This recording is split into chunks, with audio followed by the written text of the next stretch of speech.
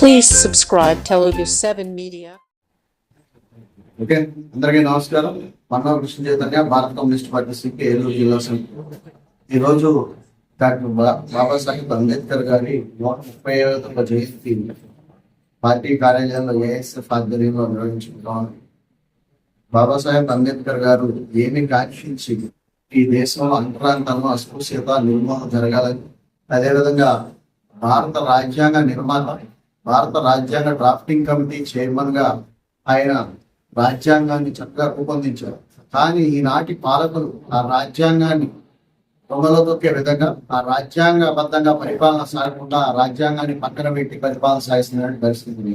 బాబాసాహెబ్ అంబేద్కర్ ఆనాడు ఏం కోరుకున్నారంటే, ఈ దేశంలో ఉండేటువంటి వెనుకబడిన వర్గాలు, నిమ్న వర్గాలు, పేదరికంలో మొక్కుతున్న వాళ్ళు, కష్టజీవులు సమాజ స్థాపన కావాలని, వాళ్ళందరూ ఆర్థికంగా స్థిరపడాలని, సమాజంలో గౌరవప్రదంగా జీవించాలని ఆనాడు కోరుకుని అనేక హక్కులు కల్పించారు రాజ్యాంగం. ఆ హక్కులన్నింటినీ కాలరాసే విధంగా ఈనాడు ఆర్ఎస్ఎస్, బీజేపీ, సంఘ పరివార శక్తుల యొక్క భావజాలంతో బీజేపీ ఫోటో ప్రభుత్వం కేంద్రంలో పరిపాలన సాగిస్తుంది. దానివల్ల నేటికి స్వతంత్రం వచ్చి 78 సంవత్సరాలు దాటినా ఇంకా కింద స్థాయి వరకు స్వతంత్ర ఫలాలు అందే పరిస్థితి లేదు.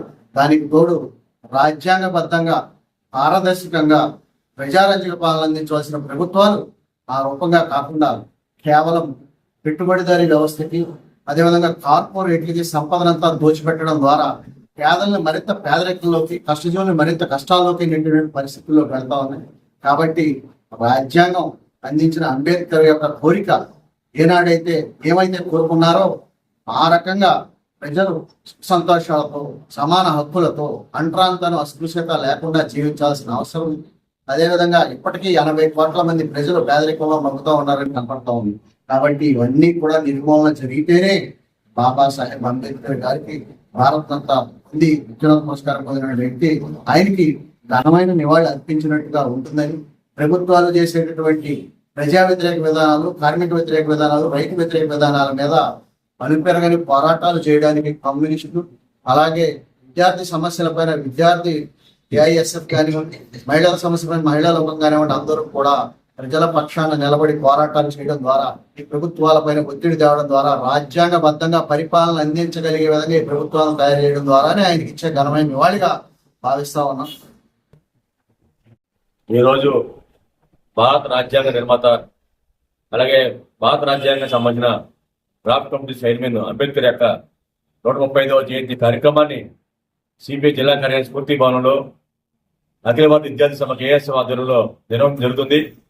బాబాసాహెబ్ అంబేద్కర్ రాజ్యాంగాన్ని 1949 నవంబర్ 26నే భారత ప్రభుత్వానికి తయారు చేసి ఇవ్వడం జరిగింది డ్రాఫ్ట్ని. దాన్ని 1950 జనవరి 26 నుంచి ఈ భారతదేశంలో అమలు చేయడం జరుగుతుంది.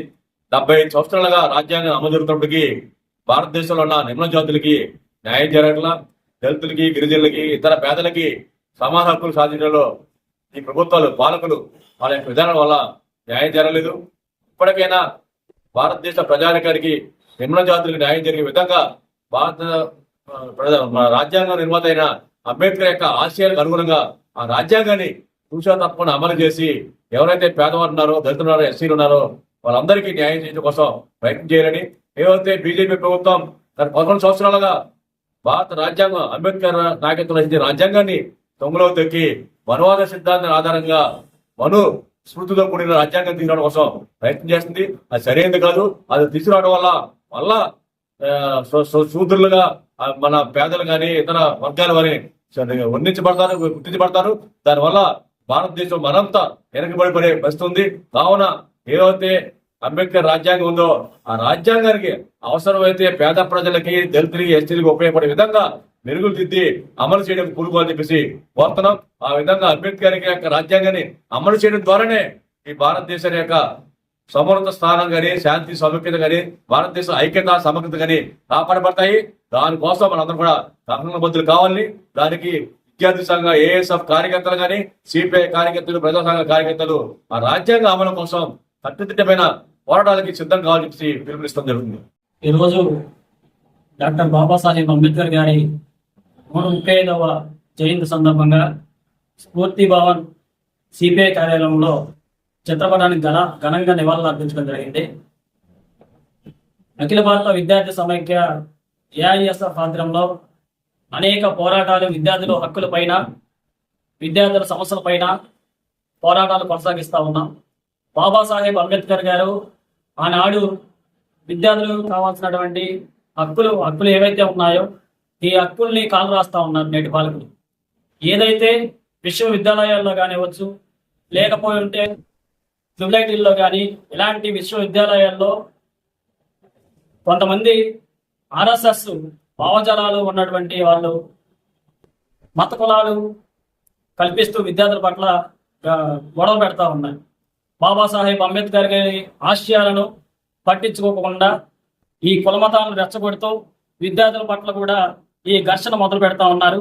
అయితే బాబాసాహెబ్ అంబేద్కర్ గారు రూపొందించినటువంటి ఏదైతే రాజ్యాంగబద్ధమైనటువంటి విద్యార్థుల హక్కులను మేము ఖచ్చితంగా వాళ్ళపైన పోరాటాలు నిర్వహిస్తాం. విద్యార్థులకు ఏవైతే హక్కులు ఉన్నాయో ఆ హక్కుల పైన కూడా మరి విజయవంతంగా పోరాటాలు నిర్వహించి విద్యార్థుల సమస్యలు పూర్తి స్థాయిలో సమస్యలు పరిష్కరిస్తామని కూడా తెలియజేస్తూ, అదేవిధంగా ఇలాంటి అమరవీరులను గుర్తు చేసుకొని మరి విద్యార్థులకు సంబంధించినటువంటి ఏవైతే పాఠ్యపుస్తకాల్లో రూపొందించి విద్యార్థులకు చాలా మందికి ఇప్పుడు ఉన్నటువంటి జనరేషన్ విద్యార్థులకు కూడా తెలియపరిచి ఆనాడు చేసినటువంటి ఆయన త్యాగాలు కానివచ్చు, లేకపోతే ఇంకా ఆయన చేసినటువంటి రాజ్యాంగబద్ధమైనటువంటి హక్కులు ఏవైతే ఉన్నాయో ఈ పాఠ్యపుస్తకాల్లో కూడా ముద్రించి విద్యార్థులకి చేరే విధంగా చేయాలని చెప్పి కూడా ఈ సందర్భంగా తెలియజేస్తూ ముగిస్తాను. అంబేద్కర్ గారి ఆశయాలను అంబేద్కర్ ఆశయాలను doctor B R Ambedkar, doctor B R Ambedkar, doctor B R Ambedkar. సాధిస్తాం అంబేద్కర్ గారి ఆశయాలను సాధిస్తాం అంబేద్కర్ గారి ఆశయాలను doctor B R Ambedkar, doctor B R Ambedkar.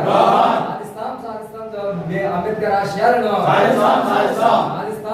Ambedkar ఆశయాలను. ఈ సమావేశాన్ని మన కృష్ణారెడ్డి గారు మాట్లాడాల్సిందిగా తెలియజేస్తున్నాము.